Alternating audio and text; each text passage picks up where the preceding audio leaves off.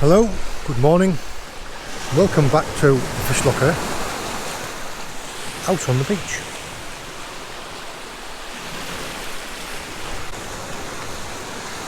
Now I'm just out for an early morning walk. To be honest, I got up a little bit later than I should have done, so I'm about an hour behind the tide. And I'm just out for a little walk down a little spot on the Lizard Peninsula called Cornwall. That being Cornwall Harbour there in the background. I'm just going to make my way down onto the sand now. See, it's lovely, lovely white sand.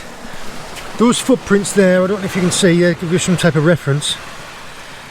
You can tell by the gate, by the distance between the steps, the shape and the size, that there was a heron. Likely a grey heron. You can see by how far between the steps and the size of them, look, can't you? These patches here are worms living beneath the sand. There was something that I read a while ago, and it was to show you the difference between it. These are lugworm, and below lug, as you can see there, have like a really disorganised cast, whereas black's casts are like that. If I can find one, I'll show you.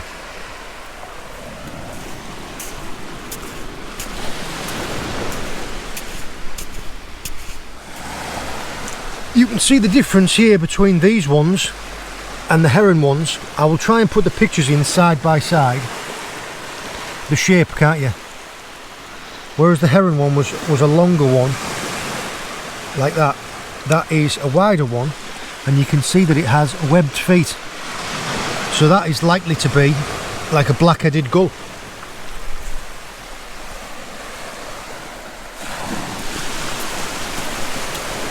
There's an old spider crab shell.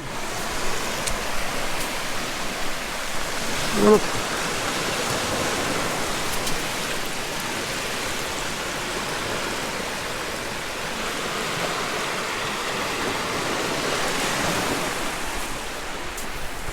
As I am a little bit late, what I might do is, instead of going for an explore in the rocks now, is I might go and get my wetsuit on straight away, and we'll go for a little paddle around, and then we'll go for an explore afterwards.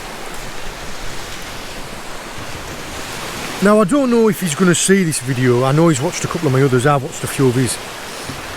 There's a channel called Hayes Outdoors, and he does something. I've been practicing it, but I've not quite got it right. See, that is where we're going. 1, 2. Oh. Right. Well, I made it. That was where I was. This is Cornwall Harbour. I don't know if you can hear the swallows. They always sound like a banshee, don't they? This is Cornwall Harbour here. You can see the little working boats, all tucked in tightly up inside of here, so they've got all the shelter. I mean, at the moment you can see we have got a little bit of a westerly wind, but it's not touching these guys. Bit of fishing gear, gill nets, bit of crab pots. The water, if you can see, it does look quite clear. Shallow it does anyway. A little bit further out it looks like there's a little bit of plankton. Clarity might not be perfect. We definitely give it a look, can't we? Oh, these here. These are prawn pots. Prawn traps.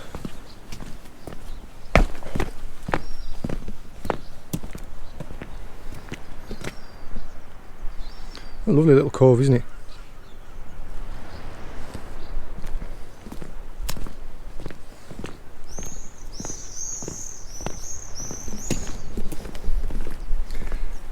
Quite a decent spot for fishing in winter, this, because it gets quite a lot of shelter. Fished off this wall a few times.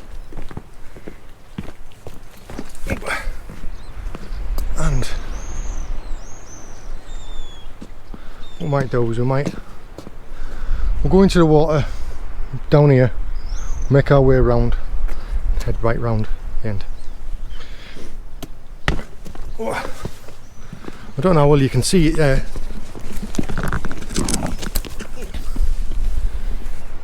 I don't know how well you can see this here. This old lifeboat house.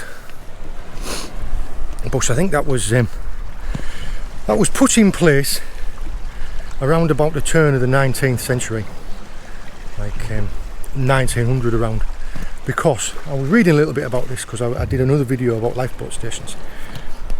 It was put in place after the wreck of the SS Mohegan.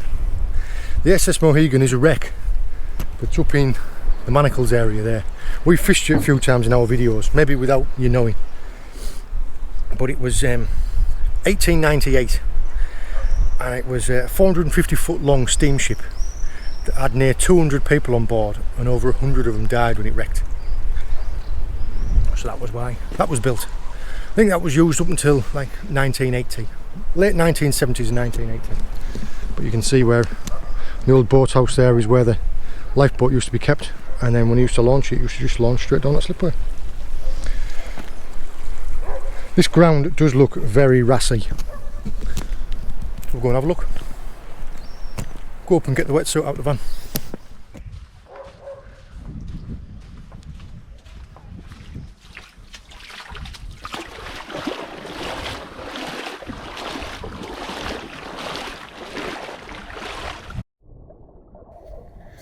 First impressions of the clarity in the shallows was good.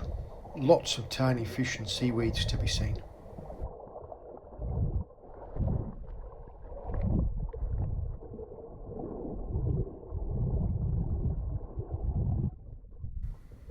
How big must that crab have been? Sadly though, like I suspected, as soon as I got into deeper water the clarity deteriorated. Lots of plankton everywhere.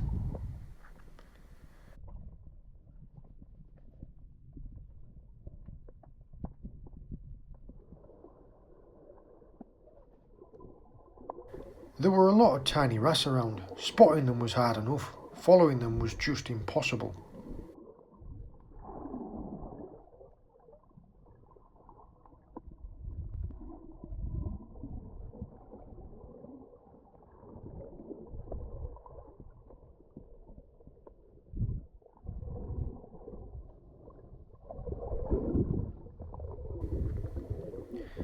This all happened a bit fast. I got down into a cave and spotted this lobster. He was really aggressive, and when I went for him, another one came out behind it and grabbed me around the wrist. So I dropped the camera. Anyway, I'll let you see how this plays out.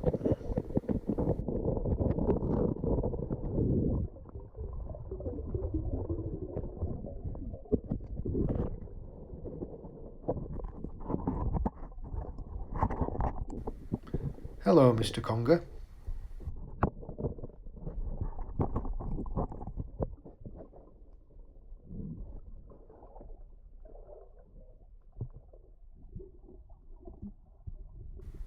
They are really eerie, aren't they?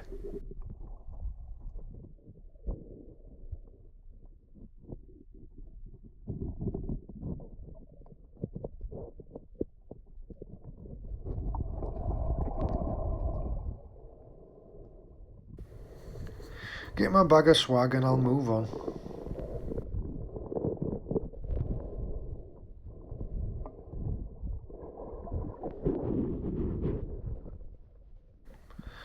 Lots of jellies around again today. Some huge compass jellies amongst them.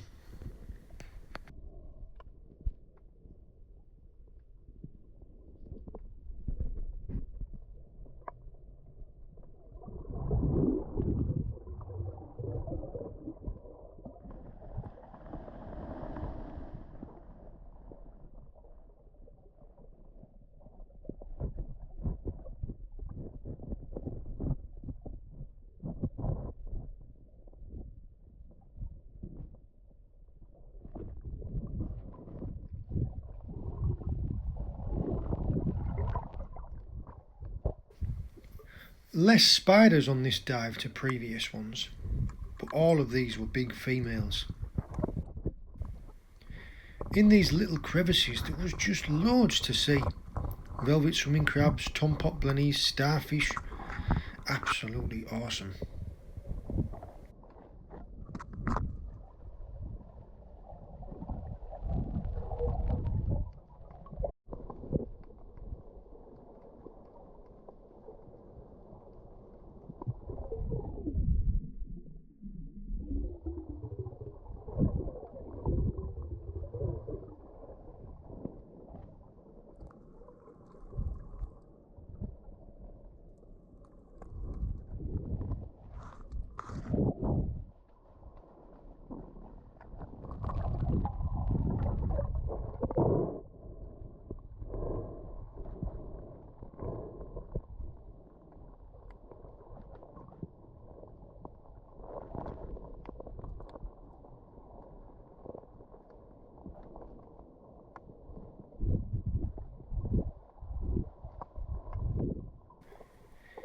It's not hard to see why these mullet get called grey ghosts, is it?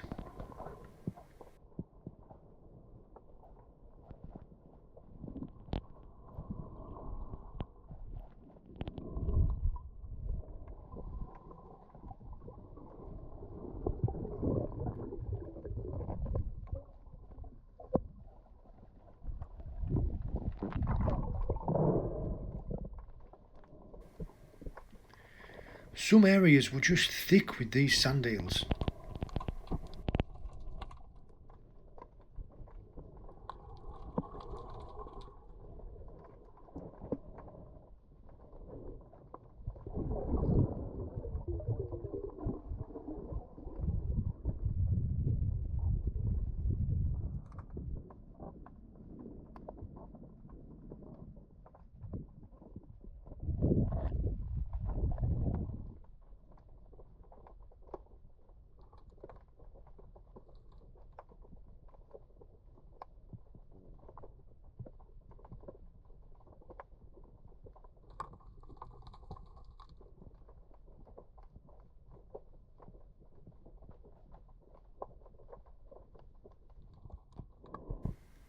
I do like these moon jellies. Lovely to see and no stingers. Perfect.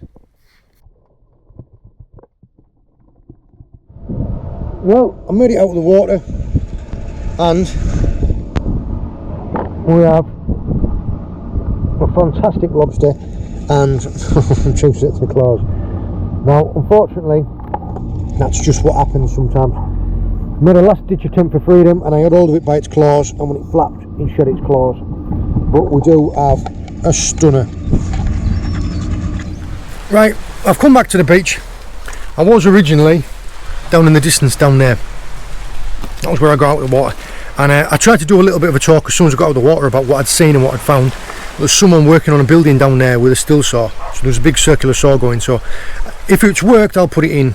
If there was too much noise then it'll just come straight to this. Now we had a decent dive. Clarity wasn't great, but I did see a few things. There wasn't an awful lot of fish. I did find like one or two big wrasse, a lot of little like micro pollock, one or two big shoals of mullet. But I found a fantastic cave when I dived down there the first time. Just as I was about to come back up, I noticed there was a lobster there, so I thought, oh quick, so I went back up, got a breath, come back down, went and got hold of it. I only thought there was one. When I got hold of the one lobster, another lobster come out from behind and got hold of my arm. So I had to drop the GoPro and I got hold of one lobster with one hand and one lobster with the other. As I was backing out of the cave, one of the lobsters made like a last dash for freedom, like a clap of its tail to try and get away. And the way I had hold of it was I had hold of it kind of underneath and on both of its claws, so its claws were up so it couldn't nip me. And as it thrashed to get away, it shed its claws. Now, it's not ideal, but it does happen. It's a defence mechanism that lobsters have got. A bit like a lizard will shed its tail to evade a predator. Lobsters can shed their legs, or their crabs can do the same. So yeah, it got away. Now, like I say, it's not ideal, but that lobster will survive. You'll probably have seen from some of our other pop videos where we've caught lobsters with no claws before, and they survive perfectly well. They have got little like pincher legs, so they can feed themselves, and the next time that they shed their shell, they'll just grow two new claws back. So we have got one good lobster and one set of claws, which is amazing. There, look.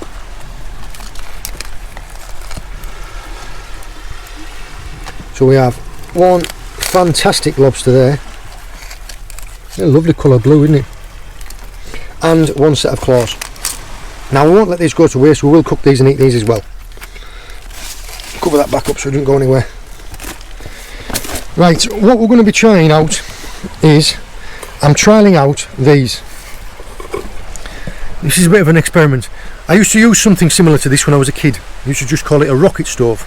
It's basically, it's a log with some holes drilled in it so that you can start a fire in it and it feeds itself. You might know these by a certain name: Swedish torch, Swedish log, rocket stove, log stove. There's ever so many different names. I used to use just ones with a hole in here and a hole in there. This is the first time that I have tried one with these slits in here. So we'll see how it works. It might not work at all. And all I'm going to do is I'm just going to knock a couple of screws in top of here to balance my pan on top. We'll see how it goes.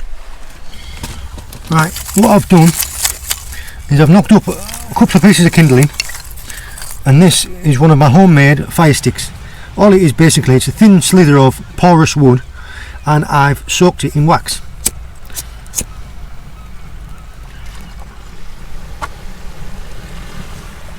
Now look, you see, fire's started in there, the air goes in that hole there and feeds that flame coming up there.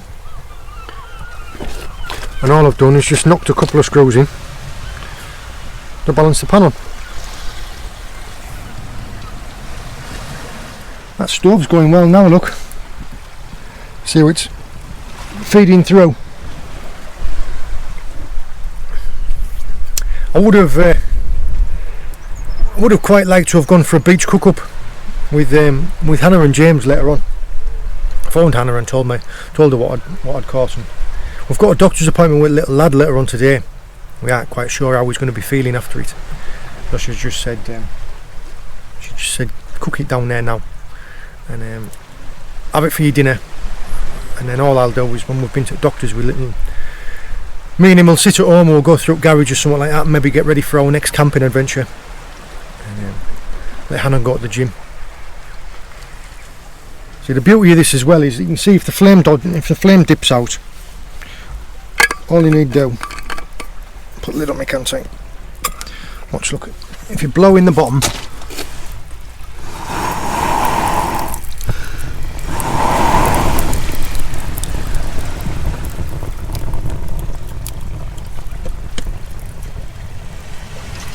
don't need to tell you how hot that is.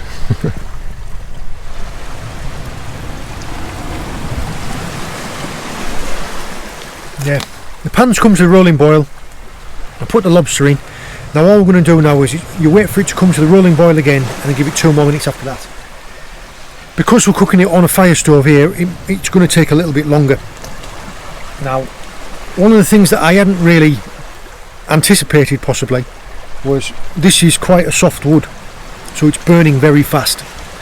We might be lucky enough and it might just do it, but I've had to knock the screws down as well. I kept the screws long so that you could see it all, but I've knocked the screws down so we've got maybe ½ an inch, and hopefully it'll be just enough wood in there to cook the lobster. Now you can see it up in there now, look. The water's not far off coming back to the boil. Now back up to the boil and then 2 more minutes after that and then it's ready to come off. While that's coming back up to the boil, talk about this. Now there's been a few times in our other videos where I've found stuff in holes like crabs and lobsters, and I just thought to myself, I wish I had an underwater torch. I wish I had a waterproof torch. Anyway, I got myself one. I got this little tiny one. When I first found that hole with them lobsters in, I didn't have my torch with me. In my haste to get in the water, I'd completely forgotten I had it and I'd left it in my camera bag. After I'd got them out, I thought, why didn't I go and get my torch?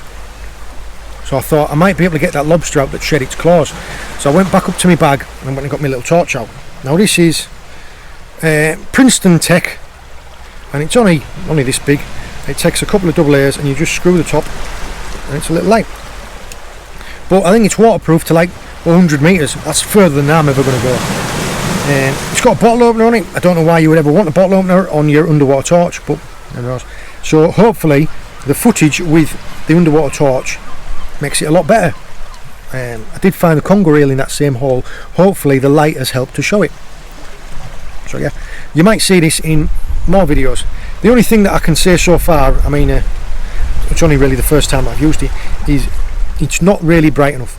It could do with being like twice as big and twice as bright. Yeah, we'll see.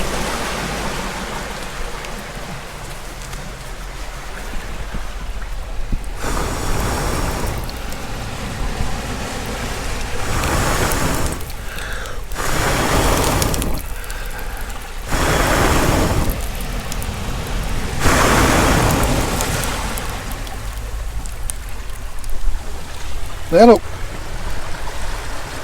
Job's a good one.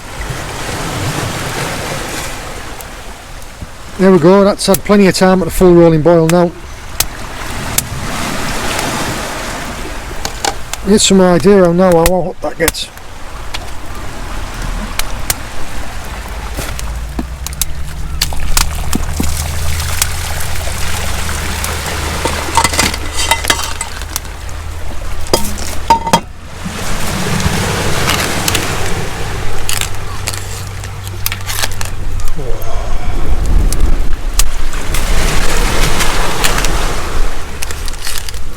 Look at that.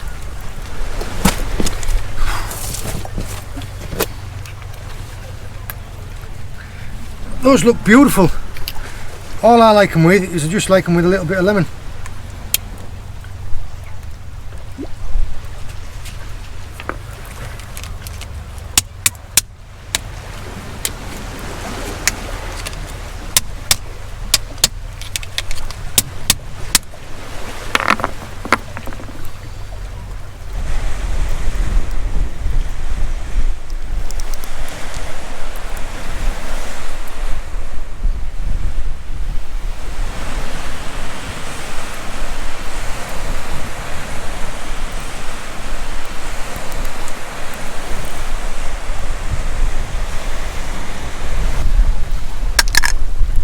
Look at that.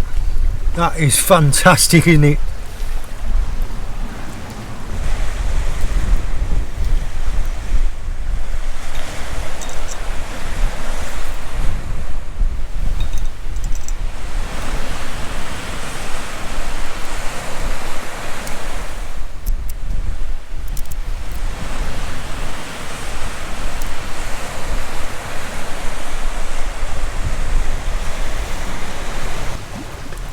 I do love lobster.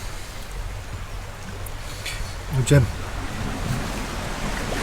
just cooked simply with either some lemon or some melted butter. It's just fantastic. Fresh out of the water.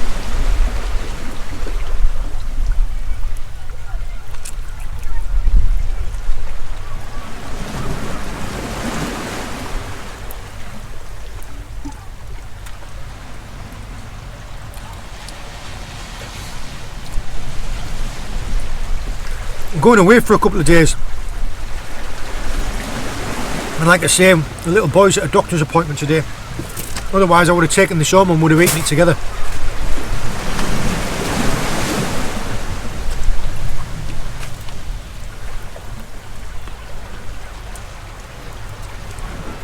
Oh. Perfect.